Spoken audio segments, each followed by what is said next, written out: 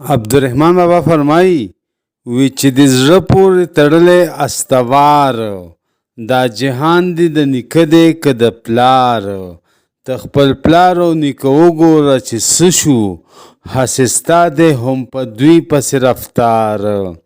عبدالرحمن بابا وایي چې تا د دنیا دا نه زړه پورې جوخته کړې ده او دا نه مینه د دنیا سره کې دا راته ووایه دا دنیا ستا د پلار ده که د نیکه ده. دا دنیا ستا د پلار او د نیکه نه پاتې شوه هغې د دې دنیا نه لاړه او همدغسې به دا دنیا تا نه هم پاتې کېږي او ته به د دې دنیا نه ځې. دې دپاره دنیا سره ډېره مینه مه کوه. وی تل ړومبی د روستي پول دی پې تېرېږي کړی نه دی چا په پول باندې قرار او هسې نه چې زه تنها و تا ته وایم راغله لاړه ستا په تور 100,000.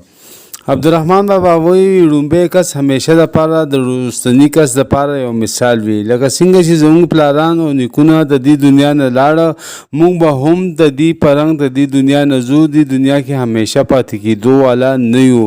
د دې دنیا مثال د یو پل دی. لکه څنګه چې په پل باندې خلک تېرېږي ودرېږي نه نو دغسې هر یو کس په دې پل نه تېرېږي مطلب دې دنیا نه به ځي او ایسارېږي به نه. او عبدالرحمن بابا وایي زه یوازې تا ته دا خبره نه کوم چې صرف ته به راځې دنیا ته او بیا به دنیا نه ځې بلکې ستا په رنګ په زرګونو خلک دنیا ته راغه او لاړه. دې دنیا کې یو کس هم ایسارېدو والا نه دی.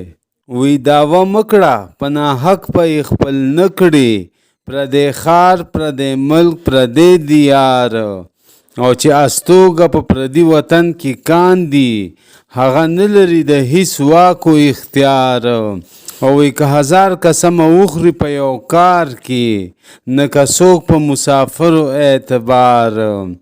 عبدالرحمن بابا وایي د دروغو دعوې مه کوه چې دا دنیا زما ده دا به ټول عمر ما سره وي. ستا په رنګ دنیا د خدای خلق لاړه او راغه دنیا هم په هغه ځای ولاړه ده دنیا پاتې شوه.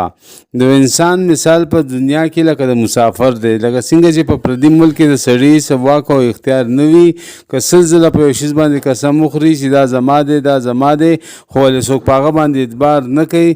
نو دې لپاره انسان د پکار دی چې په خپلو خبرو دې لږ سوچ وکړي او دا دنیا ته د نه ده دا دنیا به د نه پاتې کېږي.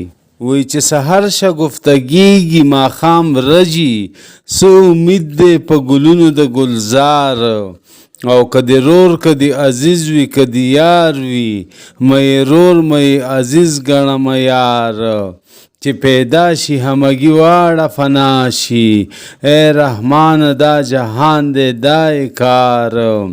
عبدالرحمن بابا وایي کوم ګلونه چې سحر کولو شي تازه وي خو ولې ماښام ته هغه مړه وي ورجېږي ختم شي نو په داسې ژوند په داسې ګلو په داسې دغه به ته څه اعتبار کې.